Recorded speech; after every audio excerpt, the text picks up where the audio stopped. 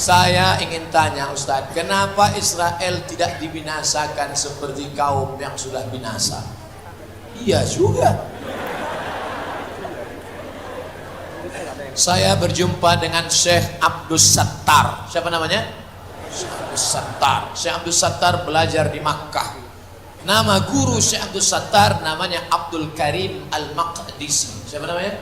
Abdul Karim Al-Maqdisi. Syekh Abdul Karim Al-Maqdisi menangis di depan Syekh Abdus Sattar, bercerita tentang tentara Israel di kampungnya Palestina mengambil pisau bayonet, mengumpulkan perempuan-perempuan hamil, lalu mereka tebak-tebakan, ini laki-laki apa perempuan?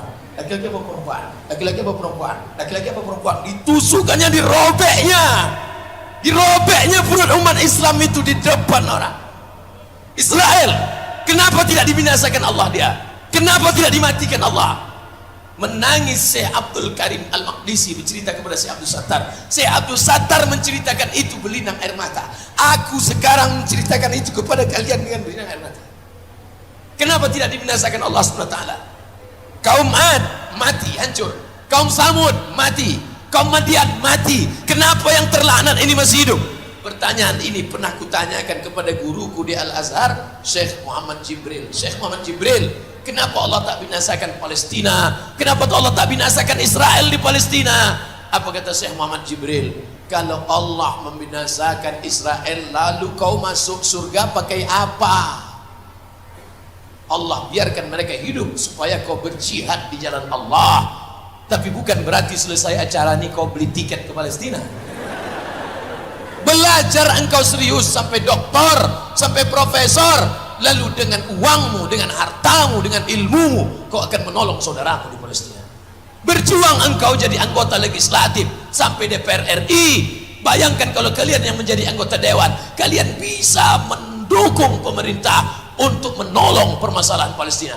Bisa kalian menerima, bisa memberikan bantuan. Betul? Bukan berarti saya suruh kalian pergi ke sana. Saya tidak setuju anak UIR tiba-tiba besok pergi ke sana. 2 hari setelah itu keluar koran New York Times, 3 anak UIR pingsan karena tak makan lontong sayur. Apakah kita harus apakah kita harus mempunyai salah satu mazhab? Jadi kau selama ini tak pakai mazhab? Pakai apa? Mari kembali ke Quran dan Sunnah. Emang sanggup? Saya kembali ke Quran dan Sunnah melalui Imam Syafi'i. Muhammadiyah kembali ke Quran dan Sunnah melalui Majelis Tarjih. Majelis Tarjih Muhammadiyah memilih pendapat di antara mazhab yang paling tua Hanafi meninggal 150 Hijrah. Nomor 2 Maliki meninggal 179 Hijrah. Nomor 3 Syafi'i meninggal 204 Hijrah. Nomor 4 Hambali meninggal 241 Hijrah. Betul, kembali ke Quran dan Sunnah melalui ulama. Saya tidak mau ikut Syafi'i, saya tidak mau ikut Hambali, saya tidak mau ikut Maliki, saya tidak mau ikut Hanafi. Pokoknya saya ikut Quran dan Sunnah. Berarti kau imam mazhab kelima. Kalau AC rusak, kemana dibawa? Reparasi AC. Kalau HP rusak, di mana dibawa? Ke servis HP. Laptop rusak, bawa ke toko HP. Tapi kenapa kalau sudah bicara agama, kau berkata, aku bisa sendiri? Ini otakmu sungsang. Jangan percaya ulama. Saya tidak percaya ulama. Saya tidak percaya ulama. Yang penting saya langsung ke Quran. Waktu kau naik pesawat, kau percaya tak sama pilot? Kenapa kau tak berkata seperti kata itu? Aku tak percaya sama pilot. Aku mesti tahu mana koplingnya, mana giginya, mana. Pernah tak waktu naik pesawat kau ketuk pintu, Pak Pilot, aku mau nanya, ini bensinnya kemana aja maksudnya? Ini solar apa premium apa pertama? Artinya waktu naik pesawat kau percaya kepada pilot. Kenapa waktu naik pesawat kau percaya pada pilot? Sedangkan ini kenapa kau tak percaya pada ulama? Syafi'i manusia, aku manusia. Syafi'i makan, aku makan. Syafi'i tidur, aku tidur. Betul. Tapi Imam Syafi'i hafal Quran umur 7 tahun. Semua hadis itu ada di kepalanya. Imam Syafi'i kalau pergi ke masjid telinga disumbatnya pakai kapas. Karena dia takut semua yang dia dengar dia hafal.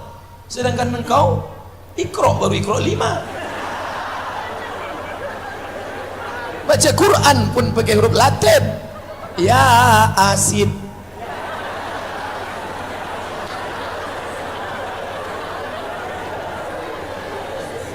Ustaz, saya mau tanya, kami para pemuda banyak yang baru hijrah. Alhamdulillah.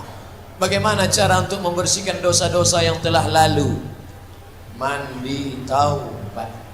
Mandi taubat. Di mana mandi taubat, Pak Ustaz? Di kamar lah. Kalau di kolam renang, bagus. Keponakan saya mau minta mandi kolam renang. Kolam renang. Saya tak larang. Saya tak pernah melarang orang. Jangan mandi kolam renang, jangan. Enggak. Saya bawa dia cerita. Ada orang beku di sana. Sudah sebulan tak mandi. Kurap benanah-nanah. Masuklah dia ke kolam itu. Mengembang kudis. Ada orang yang benanah-nanah kena wasir anusnya. Kentut dia dalam. Tiba-tiba ada orang mandi. Pas mandi itu tetelannya air itu. Habis itu tanya, yuk mandi kita yuk. Enggak. Kita tidak perlu menjawab orang, tapi kita ajak dia berpikir supaya dia sendiri yang memberikan jawab. Nabi Muhammad itu begitu. Ketika datang seorang, izinkan aku berzina. Sahabat sudah mencang pedang, pancung kau. Jangan kata dia. Jangan kata dia. Tanya dia, bagaimana kalau orang berzina dengan anak? Bagaimana kalau orang berzina dengan adikmu? Bagaimana kalau orang berzina dengan emakmu? Merah wajahnya.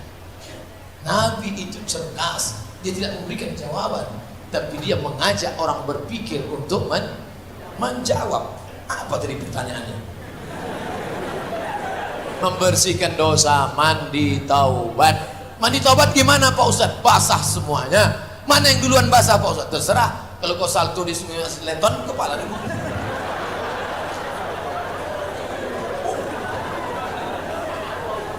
Aku berniat mandi taubat karena Allah Ta'ala. Basah semua. Tapi kalau di dalam kamar mandi itu ada lubang WC, jangan kalian sebut nama Allah. Tak boleh. Mulut diam aja. Niatnya dalam nah, mandi. Setelah bersih, sholat sunat taubat.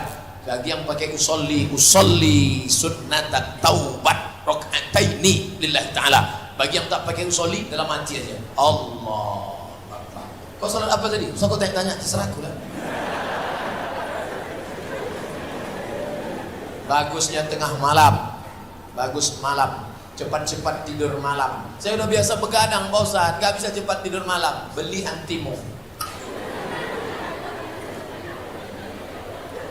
Habis itu barulah mamin muslimin yudhimu dzamban, kalau ada orang berdosa summa yatatahhar bersuci, summa yusolli raka'ataini salat sunat taubat 2 rakaat, summa yastaghfirullah beristighfar minta ampun kepada siapa yang tak berdosa. Adik-adikku yang banyak dosa, yang tak berdosa di dunia ini siapa?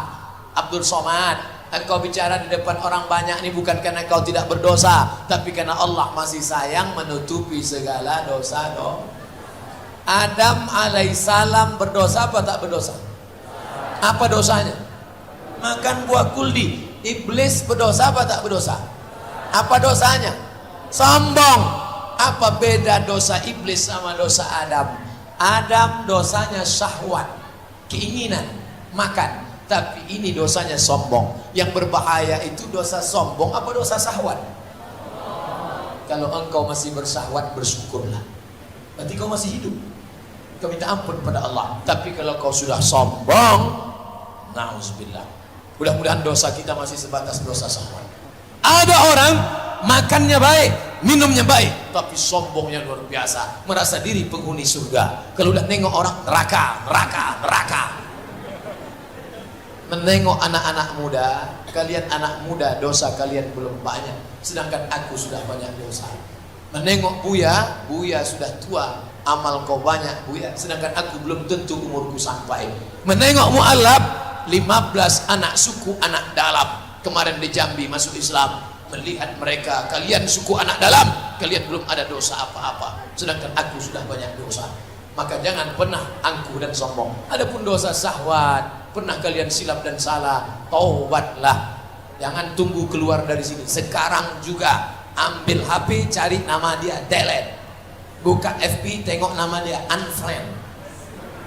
Teganya. Nanti setelah tamat dari UIR ini, aku akan datang ke rumahmu, kupinang kau dengan bismillah. Kita adakan nikah massal nanti. Kita sewa gedung di UIR, nikah massal. Luar UIR yang mau masuk silakan. Tausiah pernikahan oleh Ustaz Abdul Somad. Bagaimana jika dalam sholat berjamaah bacaan imamnya salah? Misalnya panjang pendeknya, tajwidnya salah, hurufnya sah atau tidak sah sholatnya Pak Ustaz? Harukah mengulang? La salata, tidak sah sholat liman lam yaqra' bi fatihatil kitab, kalau fatihahnya tidak benar. Karena fatihah rukun sholat. Orang yang tak baca fatihah sholatnya batal. Maka bacaan fatihah mesti luruskan. Imam kita tadi qari, kenapa kalian tak perbaiki bacaan? Habis sholat, Pak Imam, benarkan bacaan saya ya. Ya, saya baca Fatihah. Ya, baca. A'udzu. A'ud. Huruf ain tak ada dalam bahasa Inggris. I love you. A'ud. A'udzu.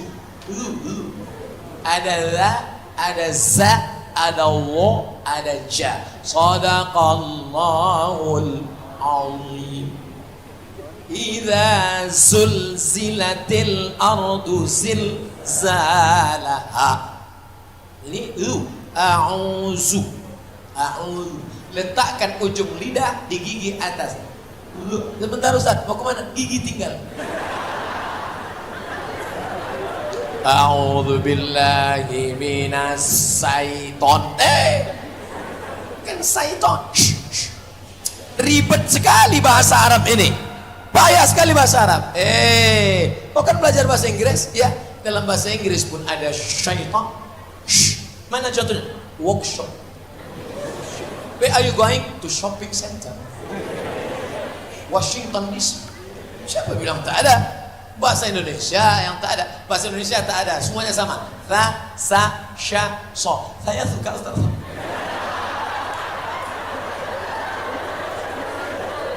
Nah, betulkan bacaan. A'udzu billahi minasy syaithanir rajim.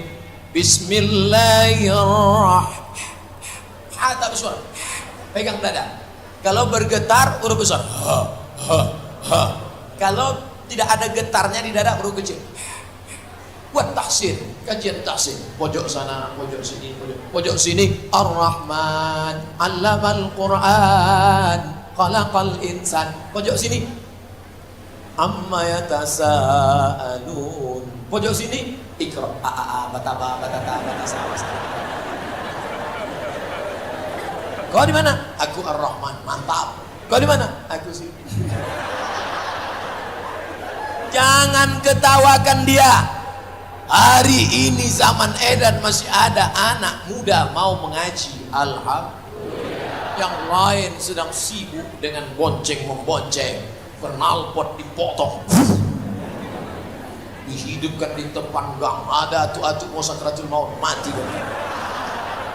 Adalah surau kecil di situ. Surau kecil musola. Tapi rupanya orang-orang soleh sholat di situ. Lewat dia di situ pakai. Orang itu sedang sholat maghrib. Ghairil maghdubi alaihim waladdallin. Ada satu yang latah, mampu itu. Diaminkan. Amin. Tuh, mati. Baru kau tahu. Saya ingin tanya Ustaz, kenapa Israel tidak dibinasakan seperti kaum yang sudah binasa? Iya juga. Saya berjumpa dengan Syekh Abdul Sattar. Siapa namanya? Syekh Abdul Sattar. Syekh Abdul Sattar belajar di Makkah. Nama guru Syekh Abdul Sattar namanya Abdul Karim Al-Maqdisi. Siapa namanya? Abdul Karim Al-Maqdisi. Syekh Abdul Karim Al-Maqdisi menangis di depan Syekh Abdul Sattar, bercerita tentang tentara Israel di kampungnya Palestina mengambil pisau bayonet, mengumpulkan perempuan-perempuan hamil, lalu mereka tebak-tebakan Ini laki-laki apa perempuan? Laki-laki apa perempuan? Laki-laki apa perempuan? Laki-laki apa perempuan? Ditusukannya, dirobeknya perut umat Islam itu di depan orang. Israel, kenapa tidak dibinasakan Allah dia? Kenapa tidak dimatikan Allah? Menangis Syekh Abdul Karim Al-Maqdisi bercerita kepada Syekh Abdul Sattar. Syekh Abdul Sattar menceritakan itu berlinang air mata. Aku sekarang menceritakan itu kepada kalian dengan berlinang air mata. Kenapa tidak dibinasakan Allah SWT? Kaum Ad mati, hancur. Kaum Samud mati. Kaum Madian mati. Kenapa yang terlaknat ini masih hidup? Pertanyaan ini pernah kutanyakan kepada guruku di Al-Azhar, Syekh Muhammad Jibril. Syekh Muhammad Jibril, kenapa Allah tak binasakan Palestina? Kenapa Allah tak binasakan Israel di Palestina? Apa kata Syekh Muhammad Jibril? Kalau Allah membinasakan Israel, lalu kau masuk surga pakai apa? Allah biarkan mereka hidup supaya kau berjihad di jalan Allah. Tapi bukan berarti selesai acara ini kau beli tiket ke Palestina. Belajar engkau serius sampai doktor, sampai profesor, lalu dengan uangmu, dengan hartamu, dengan ilmumu, kau akan menolong saudaramu di Palestina. Berjuang engkau jadi anggota legislatif sampai DPR RI. Bayangkan kalau kalian yang menjadi anggota dewan, kalian bisa mendukung pemerintah untuk menolong permasalahan Palestina. Bisa kalian menerima, bisa memberikan bantuan. Betul? Bukan berarti saya suruh kalian pergi ke sana. Saya tidak setuju anak UIR tiba-tiba besok pergi ke sana. 2 hari setelah itu keluar koran New York Times, 3 anak UIR pingsan karena tak makan lontong sayur. Pak Ustadz, apa yang harus dilakukan jika sebelumnya bekerja di bank konvensional lalu resign? Bagaimana cara kita membersihkan harta riba kita? Ambil yang dulu pernah kau beli dari riba itu, berapa hasil riba itu, lalu kau serahkan untuk masalih ammah, kepentingan umum, bukan pribadi. Datang ke panti asuhan, bangunkan anak yatim, fakir miskin, datang ke Pak Rektor, tanya mana perlu buat asrama mahasiswa fisabilillah. Hai kalian dulu yang makan haram riba konvensional, tak cukup kalian hanya tobat. Ini banyak nih yang bekas konvensional tobat nangis di pintu kamu. Ya Allah, aku makan riba. Bukan begitu tobatnya. Ambil, keluarkan duit itu semua. Baru nangis. Baru nangisnya lebih kuat.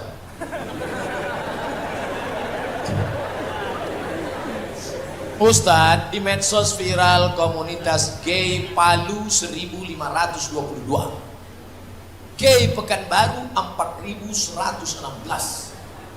Berarti na'udzubillah. Gimana ceritanya ini kok bisa begini? Ini tanggung jawab siapa? Tanggung jawab kita bersama. Pihak kampus, guru, orang tua, masyarakat, alim ulama. Jangan saling menyalahkan. Mari kita ajak mereka ke jalan Allah Subhanahu wa taala. Hidupkan balik. Ini menunjukkan kegagalan ustaz, kegagalan dakwah. Kenapa bisa 4116? Ini datanya kok bisa dapat? Jangan anggota juga. Yang sudah taubat maksudnya. Kalau ada tetangga tidak pakai jilbab, yang salah dia apa kita? Kita. Kenapa tak mengajak dia pakai jilbab? Begitu juga ini. Berarti dia sudah dirayu oleh orang yang gay. Maka wahai para dokter, tulislah. Hai para dokter, kalian tak usah ceramah, kalian tulislah bahayanya. Ada salah satu dokter di Indonesia menulis bagaimana penyakit bisul otak yang diderita oleh orang kena penyakit gay, lesbi. Udah baca tulisannya? Makanya belilah paket.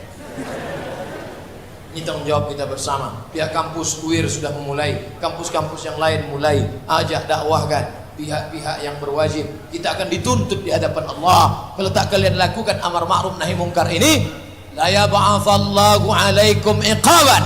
Allah menurunkan hukuman. Setelah hukuman itu datang, summa tad'u lahu, lalu kau angkat tangan berdoa. Fala yustajabu lakum, doa kau tak dikabulkan Allah. Salah satu sebab doa tak dikabulkan Allah karena tidak melakukan nahi mungkar. Apakah salah kami kuliah sambil menggunakan cadar?